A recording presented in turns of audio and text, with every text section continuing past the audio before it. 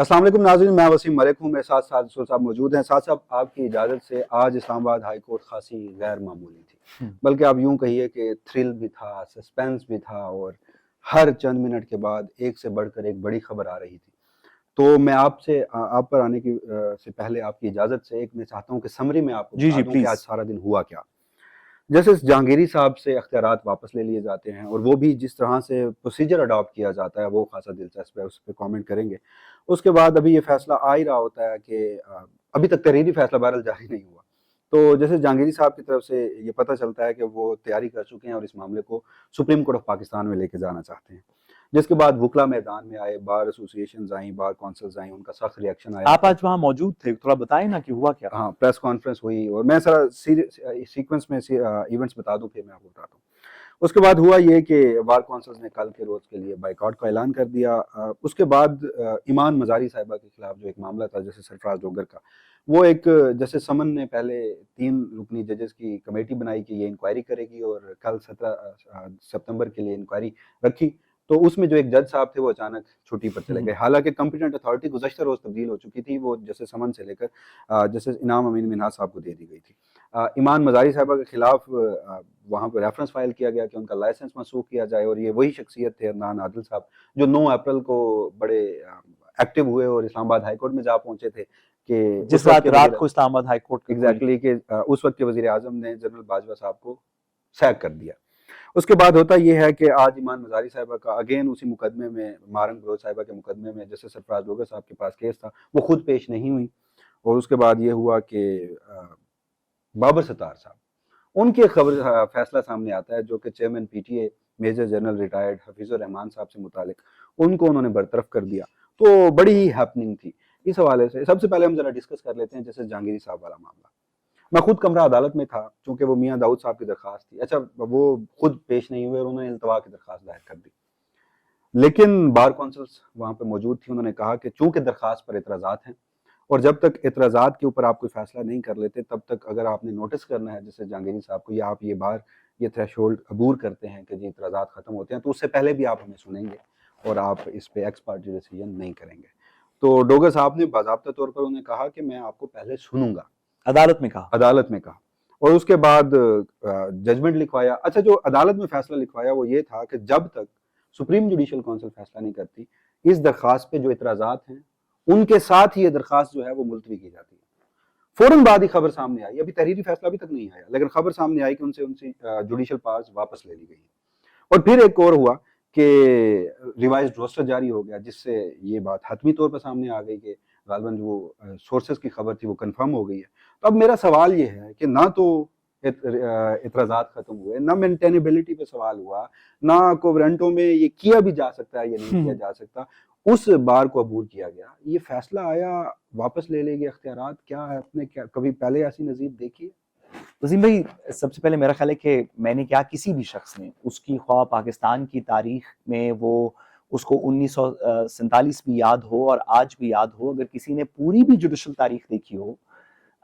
تو اس نے آج جیسا دن تو نہیں دیکھا ہوگا۔ آج جو چیزیں ہوئیں ان کو آپ تقریباً سیریسلی ڈسکس نہیں کر سکتے، کیونکہ وہ اتنی قانون کے پیراہے سے، کسی بھی انٹیگریٹی والے جوڈیشل سسٹم سے اتنی دور ہیں کہ سیریسلی بات کرتے ہوئے آپ تھوڑا سا شرمندہ محسوس کرتے ہیں۔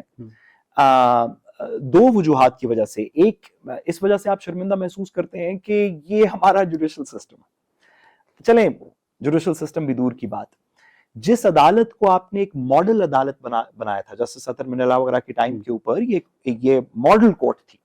لاہور ہائی کورٹ کے اندر سے ہمیں شکایات ملتی تھیں، بہت سارے لوگ شکایت کرتے تھے کہ فیصلے نہیں ہو رہے، غلط ہو رہے ہیں، یہ ہے، کوئی انفلوئنس میں ہے، یہ ہے۔ سندھ سے ملتی تھی، بات ہوتی تھی لوگوں کی، بار کے اندر لوگ کہتے تھے کہ فیصلے نہیں ٹھیک ہو رہے، بلوچستان سے، کے پی سے، ہر جگہ سے سپریم کورٹ کی سے شکایات تھی۔ لیکن اسلام آباد ہائی کورٹ درمیان میں ایک ایسی عدالت تھی جس کے پاس لوگ جاتے ہوئے بھی خوش ہوتے تھے، لوگ اپنے آپ کو یہ سمجھتے تھے کہ اگر مجھے کہیں اور سے نہیں ملے گا، لوگ چھپ چھپا کے کے پی سے، پنجاب سے، سندھ سے، کوئی سیاسی ورکر، کوئی بچہ، کوئی بوڑھا، کوئی اگر وہ کہیں سے چھپ چھپا کے کسی طریقے اسلام آباد آ جاتا تھا اور عدالت میں پٹیشن دائر کر دیتا تھا، اور وہ پٹیشن جسٹس اطہر منالہ یا جسٹس جہانگیری, جسٹس بابر ستار, جسٹس کیانی, کسی کے پاس بھی لگ جاتی تھی, تو آپ سوچتے تھے کہ اگر تو اب یہ ایک فیئر فائٹ ہے, اگر قانون میرے ساتھ ہے تو مجھے ریلیف ملے گا, ورنہ نہیں. یہ ایک ماڈل کورٹ تھی. اس کے ساتھ جو آج کے دن میں ہوا اس کو آپ سیریسلی ڈسکس نہیں کر سکتے, کیونکہ آپ کو اپنے آپ سے تھوڑی شرمندگی ہوتی ہے کہ کتنی جلدی ہم نے یہ سفر طے کیا کہ اب سے کچھ اور نہیں, اب سے پچھلے سال اس وقت کی کہانی تقریباً گرمیوں کی چھٹیوں کے درمیان کی کہانی اور تھی, اور اب کی یہ کہانی اور ہے. دوسری بات اس وجہ سے شرمندگی ہوتی ہے کہ ہمارے لوگ جو سننے والے ہیں, جو قانون کے طالب علم نہیں ہیں, جو وکیل نہیں ہیں, جو اس جوڈیشل سسٹم کو جانتے نہیں ہیں, اور ہم دعا کرتے ہیں کہ اللہ ان کو کبھی واسطہ بھی نہ ڈالے کچہری سے, وہ جب یہ بات سنیں گے ایک ایسے وقت کے اندر جہاں پہ سیلاب اور مسائل اور سیاسی ہلچل اور مسنگ پرسنز اور پولیٹیکل سٹرگل اور انٹرنیشنل مسئلے اور کرکٹ اور کس طرح کی کہانیاں چل رہی ہیں, اس کے درمیان میں وہ یہ سمجھیں گے کہ کیسی یہ عجیب سی ایک سسٹم ہے جس کے اندر آپ اس طرح کی چیزیں کر سکتے ہیں, یہ کیا ہماری بنیاد اس جمہوریت کا دفاع کس طرح کے نظام کے اوپر ہے. تو شرمندگی ہوتی ہے اس طرح یہ آج کا دن ڈسکس کرتے ہوئے, لیکن پھر بھی ہم تھوڑی سی کر لیتے ہیں آپ کی اجازت سے. سب سے پہلے تو یہ واضح کریں کہ ہم تھوڑی بات مفروضے پہ کر رہے ہیں. امید یہ ہے مجھے اور دعا بھی یہ ہے کہ چلے کم از کم جو آپ نے اوپن عدالت میں آرڈر لکھوایا تھا, جو آپ نے سنا, دیگر بہت سارے لوگوں نے سنا, اللہ کرے کہ وہی آرڈر ہو, اور باقی افواہ. یہ پاسبل, ابھی ریٹن آرڈر تو آیا نہیں. پہلے ہم اس مفروضے سے بات شروع کر لیتے ہیں کہ جو آرڈر لکھوایا گیا تھا, جو عدالت کے اندر سب نے سنا, وہ آرڈر یہ تھا کہ ہم اس پٹیشن کو آبجیکشنز کے ساتھ, سننے والوں کے لیے ایک اور بات کہ آبجیکشنز کا مطلب ہے کہ ابھی عدالت میں کیس زیر سماعت نہیں آیا, ابھی سماعت بھی شروع نہیں, ابھی کچھ آبجیکشن ہے کہ کاغذ ٹھیک نہیں لگا ہوا, کوئی مہر نہیں لگی ہوئی, کوئی سائن نہیں ٹھیک ہوا ہوا, ابھی وہ آبجیکشن سنی جائیں گی, جس کے بعد جب ان آبجیکشنز کا فیصلہ ہوگا کہ کیا کاغذات ٹھیک لگے ہوئے ہیں, تو پھر وہ سٹیج آئے گی جہاں پہ آپ اس کو زیر سماعت کریں گے, آپ پہلی دفعہ کسی کی بات سنیں گے. اس سٹیج پہ مقدمے کو امیجن یہ کرتے ہیں کہ جو فیصلہ لکھوایا گیا تھا وہی اصل میں فیصلہ ہو, لیٹس سے. تو فیصلہ یہ کیا گیا کہ ہم آبجیکشنز کے سمیت اس مقدمے کو داخل دفتر کر دیتے ہیں, سینیٹ ایڈجرن کر دیتے ہیں. اور کیونکہ یہ معاملہ جسٹس جہانگیری صاحب کا پرٹیکولرلی ان کی ڈگری کے متعلق جو ایلیگیشنز ہیں وہ سپریم جوڈیشل کاؤنسل کے اندر پینڈنگ ہے, تو جب وہ فیصلہ کر لے گی اس کے بعد اس کو سن لیں گے. بصد احترام,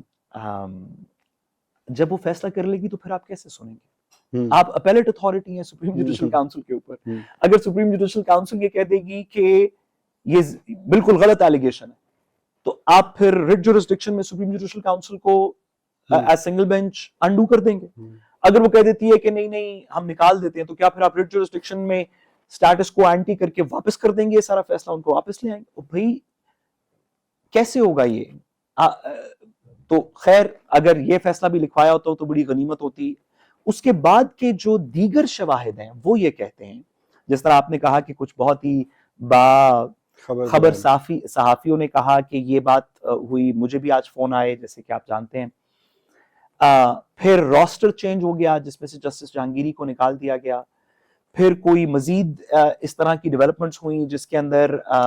دو مزید امائکس کیورائے جو ہے, دو امائکس کیورائے نے کہا کہ ہم امائکس کیورائے اپوائنٹ ہو گئے ہیں اس مقدمے کے اوپر. تو اب اس مفروضے پہ بات کر لیتے ہیں کہ آرڈر وہ نہیں جو عدالت میں لکھوایا گیا, بلکہ وہ ہے جو بعد میں سب لوگوں کو لگتا ہے یا سنائی دیا کہ جی جسٹس جہانگیری کو اپنا جوڈیشل کام کرنے سے روک دیا گیا, کہا گیا ہے کہ آپ یہ کام نہیں کر سکتے. ابھی وہ جج ہیں, ان کو جج سے ریموو نہیں کیا, بس ان کا جوڈیشل ان کی پاورز کو کرٹیل کر دیا, پروہبٹ کر دیا اور کہا ہے کہ آپ یہ کام نہیں کریں گے. ایک زمانہ تھا اچھے وقتوں کا, پریکٹس کا, جب اس سے زیادہ بری بات آپ کسی جج کے بارے میں, اس سے بڑی گالی یا اس سے زیادہ سخت بات آپ کسی جج کے بارے میں کر نہیں سکتے تھے کہ اس نے عدالت میں کچھ اور لکھوایا اور چیمبر میں کچھ اور لکھوا دی. یہ جس جج کے بارے میں ایک دفعہ بات مشہور ہو جاتی نہیں, کبھی کبھی 10 سال بعد ایک بندہ کہتا تھا پتہ ہے 3 سال پہلے فلاں جج نے ایک دفعہ فلاں مقدمے میں عدالت میں کچھ اور کا، اندر جا کے فیصلہ چینج کر دیا. یہ ماضی کی پریکٹس تھی، اور اس سے زیادہ آپ کسی کو برا بھلا کہہ نہیں سکتے تھے کہ وہ اس کی یہ انٹیگریٹی ہے کہ اس نے عدالت میں کوئی اور بات کی اور چیمبر میں کچھ اور فیصلہ لکھوا دیا. اگر تو عدالت میں وہ فیصلہ لکھوایا جو آپ نے کہا، اور بعد میں یہ فیصلہ لکھوایا ہے کہ جوڈیشل پاور بھی لے لی گئی اور روسٹر سے بھی نکال دیا گیا، تو اب کیا ہی اس اسلام آباد ہائی کورٹ کے اندر اس پچھلے سال کی ڈیپریکیشن کو دیکھیں کہ وہ ماڈل عدالت جس کو سارا پاکستان دیکھتا تھا، اس میں یہ سب سے بڑی خبر نہیں ہے کہ اندر جا کے آرڈر چینج کیا. یہ بڑی خبر نہیں ہے. خبر یہ ہے کہ وہ جو آرڈر لکھوایا ہے وہی قانون اور آئین کے اندر پورا نہیں آ سکتا. یہ تو پیچھے رہ گئی بات کہ ایک جج صاحب نے باہر کچھ اور کہا اور اندر کچھ اور کہا. چیمبر میں کچھ اور لکھوایا. ہم مفروضے پہ بات کریں، ریٹن آرڈر ابھی نہیں آیا. دوسری بات، آئین پاکستان کے اندر ججز کو اپوائنٹ کرنے کا ایک طریقہ، آرٹیکل 175A کے نیچے اس طرح جوڈیشل کمیشن کے تھرو جج اپوائنٹ، اور نکالنے کا ایک طریقہ 209 آرٹیکل 209 سپریم جوڈیشل کاؤنسل، جس کو بائی دا وے میں نے سنا کہ آج عدالت میں آرڈر لکھواتے ہوئے وہ جوڈیشل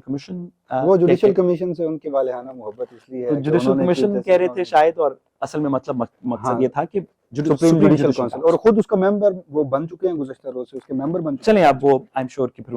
ان کی جو انہوں نے مس اسپیک کیا شاید وہ ٹھیک ہو جائے.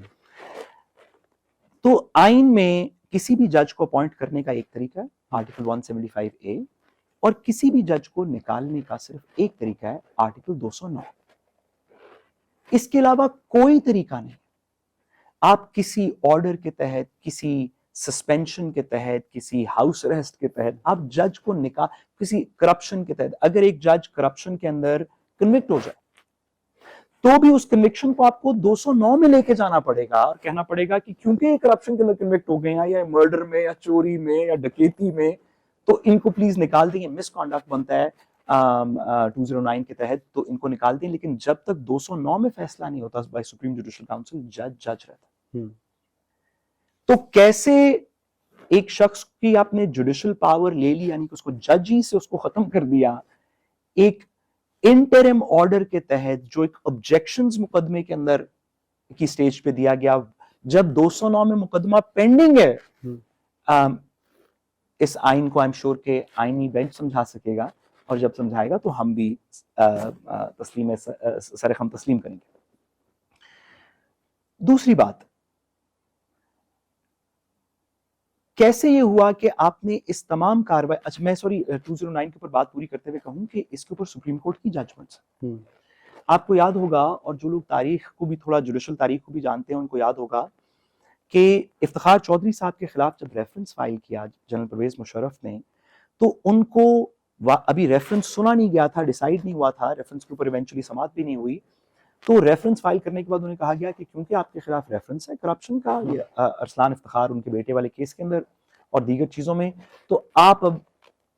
کل سے چیف جسٹس کے فرائض انجام نہیں دیں، اختیارات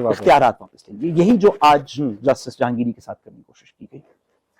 اس کے اوپر ایک 13 ممبر بینچ بنا جسٹس خلیل رمدے صاحب کی سپرویژن کے اندر، جس نے ایک مفصل بحث کے بعد بہت ساری اور چیزیں بھی سیٹل کی، اور یہ بھی سیٹل کر دیا کہ یہ ہو نہیں سکتا کہ ایک جج بھی ہو اور وہ جوڈیشل پاورز ایکسرسائز نہ کرا ہو، اس کے خلاف ایک آرڈر ہو کہ آپ جوڈیشل پاور ایکسرسائز نہیں کریں گے، جیسے کہ پرویز مشرف نے کرنے کی کوشش کی. یہ اس کے اوپر پہلا فیصلہ. اس کے اوپر 2 اور فیصلے بھی ہیں. جسٹس عظمت سعید شیخ صاحب کا فیصلہ ہے، 5 ممبر بینچ کا فیصلہ ہے جسٹس شوکت صدیقی والے کیس کے اندر، کہ جب وہ بعد میں ڈیسائیڈ ہوا کہ ان کو آپ غیر فعال نہیں کر سکتے تھے، آپ نے غیر فعال کرنے کی کوئی پروویژن نہیں ہے، یا ریموو ہو سکتا ہے 209 میں یا نہیں ہو سکتا، یہ درمیان میں غیر فعال نہیں کر سکتے.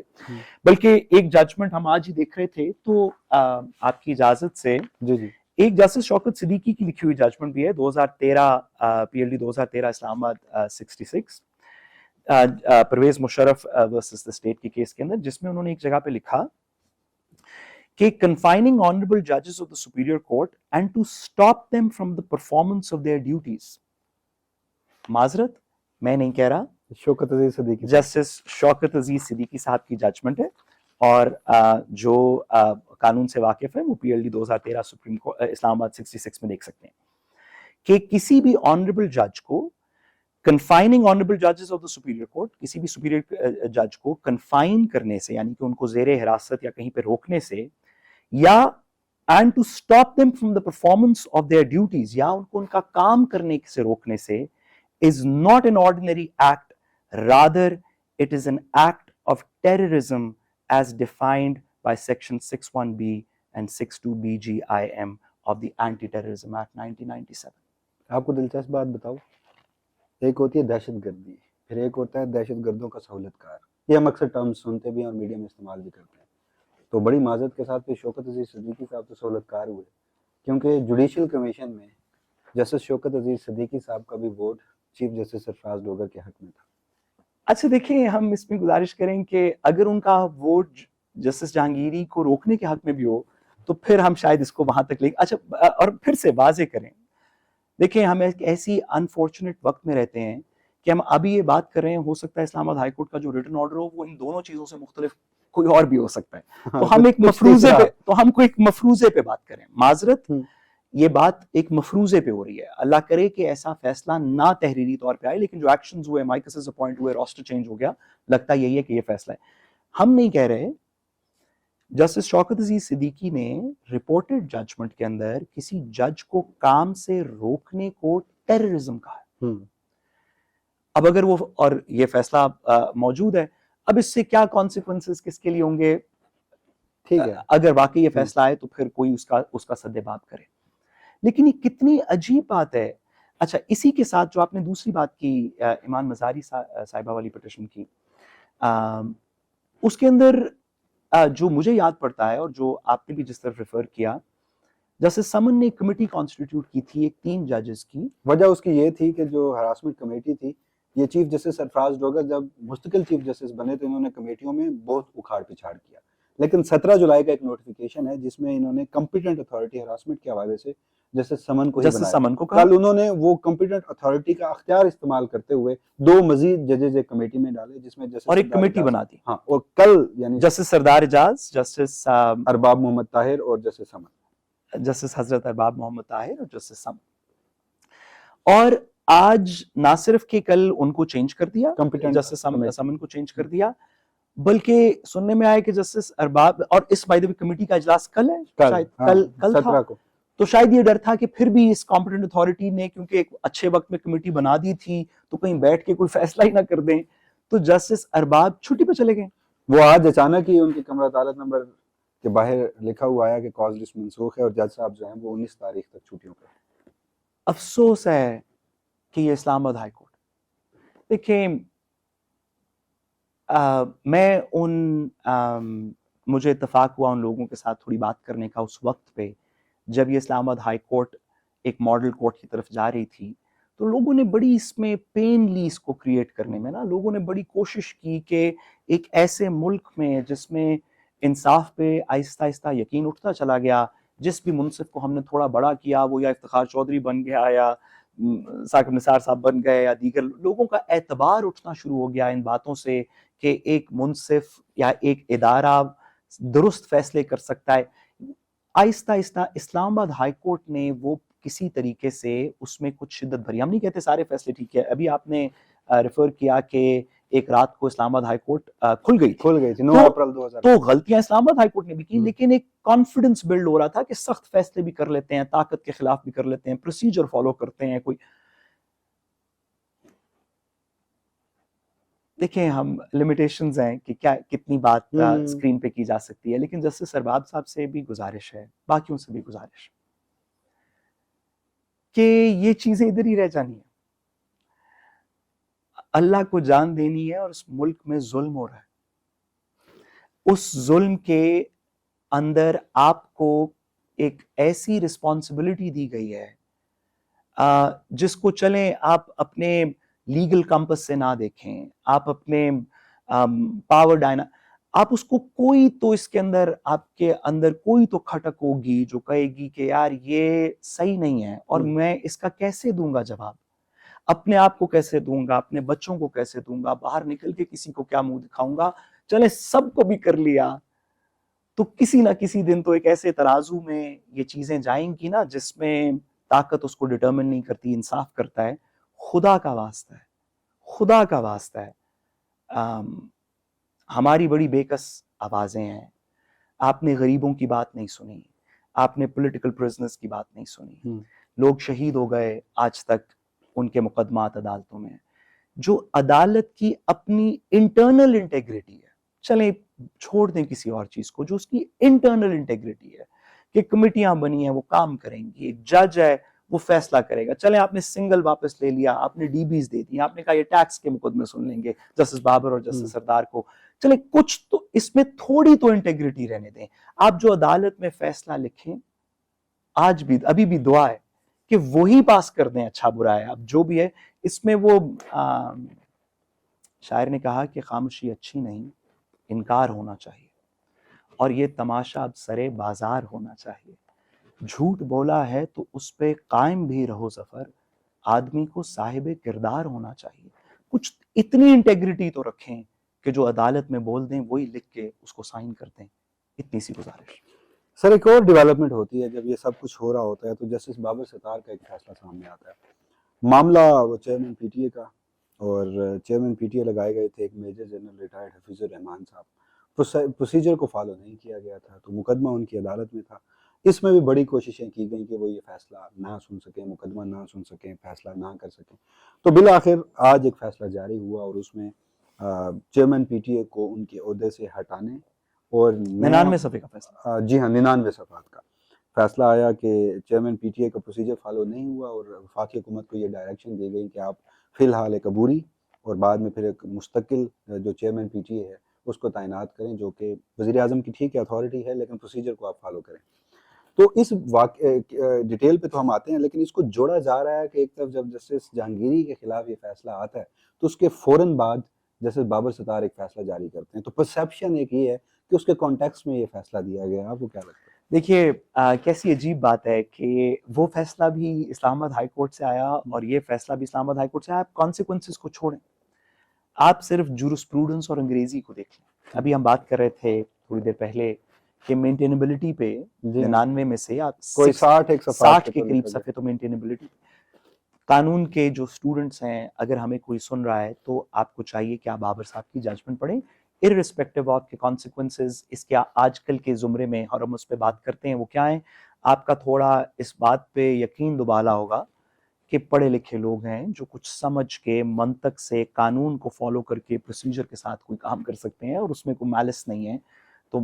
سب کو پڑھنی چاہیے. لیکن اب میں آپ کی جو اصل بات ہے اس کی طرف اگر گزارش کروں, میں بطور وکیل یہ کہنا چاہتا ہوں کہ یہ انڈیپینڈنٹ بات ہے, وہ انڈیپینڈنٹ بات ہے. یہ 99 صفحے کا فیصلہ ہے, تو یہ جسٹس ڈوگر کی ہیئرنگ کے بعد اگلے 1.5 گھنٹے میں نہیں لکھا گیا. یہ بہت عرصے سے, بہت ہفتوں سے, شاید مہینوں سے لکھا جا رہا تھا. لیکن اچھا, اور میں بطور وکیل یہ کہنا چاہتا ہوں کہ ان دو کا آپس میں کوئی فیصلہ کا تعلق نہیں, وہ اور چیز ہے, یہ اور چیز ہے. اس کو اپنے زمرے میں پڑھیں, اس کو اپنے پرسپیکٹو میں دیکھیں. لیکن میں بطور قانون کا ایک طالب علم اور ایک ایسا شہری جو تھوڑا فیتھ اپنا ریسٹور کرنا چاہتا ہے, وہ آپ سے گزارش کرے کہ لکھا ضرور شاید پہلے کیا ہو, لیکن اس کی ٹائمنگ بھی ایک ہے نا, ریلیز کرنے کی بھی ایک ٹائمنگ ہے, اور شاید وہ کانسیکوینسل. دیکھیے انڈیپینڈنٹ ججز کے پاس کچھ ہی طریقے ہیں یہ بتانے کے لیے کہ ہم گر نہیں گئے. ہم ابھی اگر آپ فاتحہ پڑھ کے آگے جانا چاہتے ہیں کہ یہ تو ختم ہو گئے, تو ایسے نہیں. ہم ڈرے نہیں اس بات سے کہ دیکھیں وہ جو ہمارے ساتھ کھڑا رہا, آپ نے اس کے جوڈیشل پاورز ختم کر دی, تو بھئی ہم بھی سارے باقی ڈر جائیں کہ اب تو ہمارے ساتھ بھی ہو سکتا ہے. اور کوئی بھی شخص اس طرح ہو, اگر آپ اور میں اس پروگرام کے اوپر, ہم نے بڑی عجیب شاید باتیں کی ہوں, اگر کوئی اس پروگرام کی وجہ سے مجھے اٹھا کے لے جائے تو آپ کو بھی ڈر ہوگا کہ یار پھر میرے ساتھ بھی کر سکتے ہیں, تو آپ اگلی بات تھوڑی دھیان سے کریں گے, محتاط ہو کہ دیکھیں یہ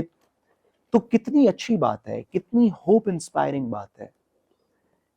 اگر, اور میں نہیں جانتا اور میں نہیں کہتا کہ یہ ٹائمنگ پرپسفل تھی یا یہ, کیونکہ فیصلہ تو 99 صفحے کا بہت پہلے لکھا جا چکا تھا, لیکن اگر یہ پرپسفل بھی تھی تو کتنی کتنی ہوپ انسپائرنگ ہے یہ بات کہ کتنی امید کی یہ بات ہے کہ اس سب کے باوجود بھی یہ کانسیکوینس دیکھ کے بھی کہ پاکستان کے اندر اگر آپ طاقت کے سٹرکچر کے خلاف کسی وجہ سے کھڑے ہیں ایک پرنسپل کے اوپر اور آپ کو اس کی کانسیکوینس کے اندر آپ سے وہ ویری کانسٹیٹیوشنل پاور لے لی جائے جو کوئی لے نہیں سکتا، اگر یہ بھی کر دیا جائے تو باقی ڈر کے چھپ نہیں جائیں گے، وہ کہیں گے جو حق ہے جو بات ہے ہم ادھر ہی کھڑے ہیں، سخت فیصلے کریں گے، قانون کے مطابق کریں گے، جو کانسیکوینس بھی ہو وہ بیئر کریں گے۔ یہ ایک بڑی میرے لیے بڑی ہارٹننگ بات تھی۔ سر تھوڑا سا ہم اس کو ڈسکس کر لیتے ہیں کہ ججمنٹ دیا کیوں گیا اور اس میں وجوہات کیا لکھی گئی۔ یہ کہانی آج سے شروع نہیں ہوتی اور بلکہ ہم بھی نہیں کہہ رہے، یہ امنیسٹی انٹرنیشنل کہہ چکا ہے، یہ کامن ویلتھ کے 56 ممالک جو ہیں وہ اپنی رپورٹ میں یہ کہہ چکے ہیں کہ انتخابات سے پہلے جو پاکستان میں انٹرنیٹ کی بندشیں، آوازوں کو دبایا گیا، شخصی آزادیاں اور دیگر معاملات، تو اس پر اپنی وہ چارج شیٹ کر چکے ہیں ہماری اتھارٹیز کو۔ تو یہ معاملہ بھی تب کا ہے۔ تو پی ڈی ایم کی گورنمنٹ جب تھی تو تب ایک ایسے شخص کو چیئرمین پی ٹی اے لگا دیا گیا کہ جو ایک سیٹ تھی ہی نہیں، اس کا ایک اشتہار دے دیا گیا اور اس پر بھرتیاں شروع کر دی گئی۔ اور جو ایکٹ ہے جس کے مطابق یہ پی ٹی اے کام کرتا ہے، ٹیلی کمیونیکیشن ایکٹ، اس میں ہے کہ 3 ممبران ہوں گے سینئر، اور انہی میں سے وزیر اعظم کی صوابدید ہے کہ وہ کسی ایک کو چیئرمین پی ٹی اے لگا دیں گے۔ اب چونکہ ان جناب حفیظ الرحمان صاحب کو لگانا تھا تو اس میں وہ اس پروسیجر پہ پورا نہیں اترتے تھے، نہ ان کے پاس کوئی پی ایچ ڈی کی تعلیم تھی جو کہ دیگر 3 ممبران کے لیے تھی، نہ ایج تھی۔ اور یہ ججمنٹ میں لکھے ہوئے ہیں کہ دیگر 3 ممبران کی ہاں جی اس میں تھا، ریفر ہوئی ہیں۔ ہاں، اور اس میں ایج بھی ان کی زیادہ تھی، تعلیم کم تھی۔ تو پھر ایک نئی نشست کریٹ کی گئی اور اس کو بھی ریٹروسپیکٹو ایفیکٹ نہیں دیا گیا۔ کیبنٹ کے پاس یہ اختیارات ہیں کہ وہ ان ممبران کی تعداد ضرور بڑھا سکتے ہیں، لیکن چونکہ ایڈ پہلے جاری ہو چکا تھا، اس پہ پروسیجر پہلے سے ہی شروع ہو چکا تھا بھرتی کا، اور رولز بعد میں امینڈ کیے گئے، اور اس میں پھر انہی کے لیے ایج لمٹ بڑھا دی گئی اور کوالیفیکیشن کم کر دی گئی، ایکسپیرینس کم کر دیا گیا۔ اور پھر مقابلے میں 3 لوگ تھے، اور ان کے مقابلے میں 2 ایسے لوگ تھے جن کے پاس پی ایچ ڈی کوالیفیکیشن تھی، 57 سال سے کم عمر تھی، اور ایکسپیرینس بھی ان سے زیادہ تھا، اور نمبر جو انہوں نے پوائنٹس حاصل کیے تھے اس مقابلے میں وہ بھی ان سے زیادہ تھے۔ اور ان میں سے ایک شخص جو ہے وہ باقاعدہ لکھتے ہیں کہ جی میں خواہش رکھتا ہوں کہ آپ مجھے ممبر لگائیں، چیئرمین تو وزیر اعظم کے صوابدید ہے لیکن میں لگنا چاہتا ہوں۔ لیکن جب ان کی نامزدگی وزیر اعظم کر دیتے ہیں تو پھر وہ بھی حیران کن طور پر جج صاحب نے اپنے فیصلے میں لکھا کہ اپنے خط سے وڈرا کر لیتے ہیں کہ میں اب نہیں بننا چاہتا۔ تو پھر وفاقی حکومت فیصلے میں آ کر جج صاحب کے سامنے، بابر ستار صاحب کے سامنے یہ تسلیم کرتی ہے کہ ٹھیک ہے ڈیو پروسیجر میں تھوڑی بہت غلطیاں ہو گئی ہوں گی، آپ اس بار سے آگے نہ جائیے کیونکہ آپ کے پاس ایک صرف نوٹیفیکیشن چیلنج ہوا ہے، لہٰذا اگر جب آپ اس میں اس حد تک آگے چیزیں کریں گے تو پھر آپ سو موٹو اور آپ اپنے اختیارات سے تجاوز کریں گے۔ تو یہ آپ اتھارٹیز کے کیسز کرتے رہے ہیں، سپریم کورٹ میں بھی، مختلف ہائی کورٹس میں بھی، ایک نشست اسپیشلی کریٹ کر دینا، اور وہ بھی پی ٹی اے جیسے ادارے کے لیے جو کہ آپ کے میرے موبائل کو ریگولیٹ کرتا ہے، جو کہ اس وقت دنیا ایک گلوبل ولیج بن چکی ہے، انٹرنیٹ پہ سب ایک دوسرے کے ساتھ کنیکٹڈ ہیں، تو کیسے اتنا بڑا یہ سب کچھ؟ دیکھیں ہم آپ کی اجازت سے اس پہ قانونی بات کو اس طرح کریں جو، کیونکہ ہمارے سننے والے اتنے قانون کو نہیں سمجھتے، تھوڑی سی بات گزارش کریں۔ پاکستان کے اندر کچھ چیزیں جن کو ریگولیٹرز کہتے ہیں وہ ریگولیٹ کرتی ہیں، یعنی کہ وہ اس چیز کو انشور کرتی ہیں کہ جو انڈسٹری ہے، ٹیلی کام کی انڈسٹری ہے، وہ ٹھیک طرح کام کر رہی ہے، زونگ، پی ٹی اے، زونگ، ٹیلینور، دیگر سب لوگ۔ اسی طرح آئل سیکٹر کے اندر بھی ریگولیٹر ہیں، اسی طرح ٹیلی ویژن کے اندر پیمرا ریگولیٹر۔ ریگولیٹرز کے اندر سٹرکچر یہ ہے کہ ان کے قوانین اپنے لکھے ہوئے ہیں، پاکستان ٹیلی کمیونیکیشن اتھارٹی کا بھی ایکٹ ہے 1997 کا، اور ان قوانین کے اندر ایک سٹرکچر پاکستان کے اندر کریٹڈ ہے کہ ایک چیئرمین ہوگا اور کچھ ممبرز ہوں گے، اور ممبرز چیئرمین کے اندر سے تعینات ہو جائیں گے، اور وہ قانون کے اندر لکھا ہوا۔ بابر صاحب کی ججمنٹ اور جنرل صاحب کی اپوائنٹمنٹ، جنرل حفیظ صاحب کی اپوائنٹمنٹ کی پرسپیکٹو کے اندر گزارش کریں کہ بابر صاحب جو کہ آج by the way us judgment کے اندر، بابر صاحب کی ججمنٹ میں کچھ ایسے پی ٹی اے کے ماضی کے کیسز کی، بیرسٹر صاحب والے کیس کا بھی تذکرہ ہے جس میں بابر صاحب خود وکیل ہیں، اور جسٹس منصور علی شاہ صاحب کی ججمنٹ، میں بھی اس میں ایک طرح سے انوالو رہا، تو بابر صاحب خود اس میں وکیل تھے، جسٹس بابر صاحب۔ ہمارا ایک اسٹرکچر ہے پاکستان ٹیلی کمیونیکیشنز اتھارٹی کے قانون کے اندر بھی چیئرمین اور اس کے نیچے کچھ ممبران ہیں, ان کی اپوائنٹمنٹ ہوتی ہے, وہ ایک طریقے سے ہوتی ہے, اس کے رولز, اس کی کرائیٹیریا لکھا ہوا ہے, اور پھر ان میں سے پرائم منسٹر کی ثوابدید ہے کہ ایک شخص کو چیئرمین بنا دے. آج کی ججمنٹ سے یہ بات واضح ہوئی کہ جس اپوائنٹمنٹ کے اوپر چیئرمین صاحب اپوائنٹ ہوئے شروع میں, ممبر ایڈمن, وہ تو قانون کے اندر اسٹیٹڈ ہی نہیں, وہ قانون میں تھی نہیں, وہ کیبنٹ کے تھرو ایک طریقے سے بنائی, جو پروسیجر کے اوپر بھی آج ججمنٹ میں پوری بات ہوئی کہ کیسے وہ غلط تھا اور وہ رولز کیسے. گزارش یہ ہے کہ قانونی بحث ہم اس ریگولیٹری اسٹرکچر کے اوپر, جنرل صاحب کا اختیار ہے کہ وہ اپیل فائل کریں, کہیں بابر صاحب کی ججمنٹ ٹھیک نہیں ہے, میرا پروسیس بھی قانونی تھا, پوسٹ کریشن بھی قانونی ہوئی, ایڈورٹیزمنٹ بھی قانونی تھی, میں اس پہ پوری طرح بھی اترتا تھا, جو میرے سے اوپر والے 2 لوگ تھے ان کو اگنور کرنے کی وجہ بھی تھی, پھر مجھے کسی اسپیکنگ آرڈر سے پرائم منسٹر نے کسی وجہ سے کسی اسپیشلٹی سے لگایا, وہ پروف کریں, ان کا قانونی اختیار ہے, آگے اپیلوں کا پروسیس ان کے پاس موجود ہے. لیکن گزارش یہ ہے ان سے بھی اور اپوائنٹنگ اتھارٹیز سے بھی کہ ہمارے انسٹیٹیوشنز کریڈیبلٹی پہ چلتے ہیں. پی ٹی اے جو کام آپ کی اور میری زندگی میں کر رہی ہے, ہمیں پتہ بھی نہیں چلتا کہ وہ پی ٹی اے کر رہی ہے, خواہ وہ کال مانیٹر ہو, خواہ وہ انٹرنیٹ کنیکٹیوٹی ہو, خواہ وہ بینڈ وڈتھ ہو, اس پہ ہمیں پتہ بھی نہیں چلتا کہ وہ پی ٹی اے. لیکن ایک آئیڈیا ہے کہ ہمارے ٹیلی کام سیکٹر کو, جو آپ کی میری آواز کا روز کا رکھوالا ہے, جس کے پاس ہمارا پورا ٹرانسمیشن سسٹم ہے کہ ہم کدھر ہیں, لوکیشن کدھر ہیں, کہاں پہنچیں گے, کب جائیں گے, کہ اس کو جو سربراہ ہیڈ کر رہے ہیں اس کی کریڈیبلٹی لوگوں میں ہو, لوگوں کو لگے کہ یہ ہمارے پرائیویسی کا دفاع کریں گے کیونکہ اس کے پاس ہماری پرائیویٹ انفارمیشن ہے. گزارش یہ ہے کہ جب آپ اس طرح کی اپوائنٹمنٹس کریں گے جن سے کریڈیبلٹی انسٹیٹیوشن کی تھوڑی خراب ہوگی, کہ باقی سب لوگ پی ایچ ڈی ہیں, ایک نہیں ہے, کل لگایا آج چیئرمین بنا دیا, کوالیفیکیشنز, رولز, کیبنٹ کی, اگر آپ کریڈیبلٹی نہیں ہوگی آپ کی, آپ چیئرمین صاحب نے جو اس سے پہلے سٹیٹمنٹس عدالت کے اندر دیں, جو بعد میں ریگولیٹرز نے آ کے کہا کہ جی یہ کہہ رہے ہیں ہمیں مانیٹرنگ کرنی کی, بلکہ یہی مانیٹرنگ کرتے ہیں, جو کنٹیمپٹ کے اس میں نوٹس ایشو ہے کہ آپ نے سچ بولا, جھوٹ بولا, اگر کریڈیبلٹی نہیں ہوگی اس اینٹی کی, جو اس شخص کی جو ریگولیٹر کو ہیڈ کر رہا ہے, اور اس ریگولیٹر کی جو ہم سب کی زندگی کے اندر موجود ہے, تو لوگ اچھی بات کو بھی برا سمجھیں گے. کل کو جب آپ واقعی کسی دہشت گرد کی مانیٹرنگ کر رہے ہوں گے تو وہ کہے گا کہ میرے ساتھ تو بڑی زیادتی ہوئی, اصل میں تو کچھ اور کہہ رہا تھا اور انہوں نے مجھے دہشت گرد کی ایلیگیشن لگا کے نیشنل سیکورٹی میں اندر.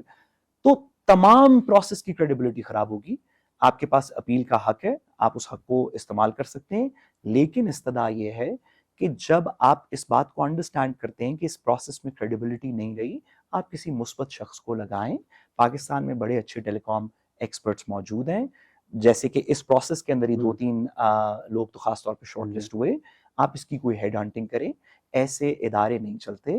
یہ بڑی ضروری بات ہے, جتنی جلدی سمجھ جاؤ اتنا بہتر. سر آخری سوال کا جواب دے دیں. 26ویں ترمیم ہوئی, اس میں عدلیہ کے حوالے سے جو ریفارمز کے نام پر کیا گیا, اس کے بعد ہر شخص یہ ایکسپیکٹ کر رہا تھا کہ شاید کوئی وکلا تحریک چلے اور ایک مرتبہ پھر سے عدلیہ کی آزادی کی جانب یا دیگر معاملات ہیں وہاں پر توجہ جائے لوگوں کی. اس سے لوگوں کو مایوسی ہوئی. پھر آج اب جسٹس جہانگیری صاحب سے جب یہ اختیارات لے لیے گئے اور جس طریقے سے لیے گئے, اس پہ اسلام آباد بار نے ریئیکٹ بھی کیا اور ہڑتال اور دیگر صورتحال, تو آپ سمجھتے ہیں کہ کیا یہ ایک ٹریگنگ پوائنٹ ہے جہاں سے اب معاملات جو ہیں وہ وکلا سڑکوں پہ لے کے آ سکتے ہیں یا تھوڑا ریزنٹمنٹ کی طرف جا سکتے ہیں؟ بعض الیکشن سر پہ ہیں. دیکھیے, میری دعا ہے کہ اس میں سے کچھ نکلے, وکلا کی تحریک میں سے, لیکن بصد احترام یہ بازو ہمارے آزمائے ہوئے ہیں.